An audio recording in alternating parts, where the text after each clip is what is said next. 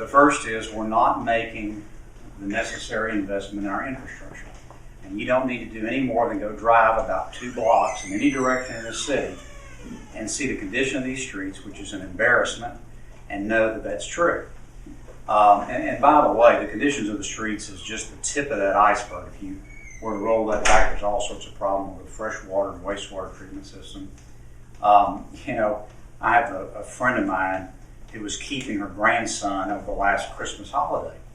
And she had him in the car, and they were running some errands. I think she said he was about 9 years old. And she was going to drop her property tax check off and make sure it got postmarked before December 31st.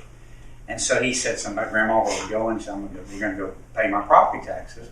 And she thought, well, this would be an opportunity, a little civic lesson. And so she said, do you know why we pay property taxes? And he goes, no, ma'am, I don't. I said, well, because that's what we use to hire police officers and build school and fix our streets. And about the time she said fix our streets, bam, they hit one of our 10 million potholes in town.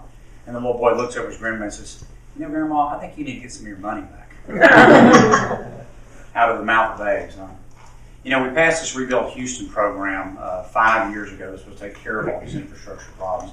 Does anybody think our infrastructure is better off after 5 years of Rebuild Houston than it is today? It doesn't seem like to me that program is working. There's a lot of reasons for that.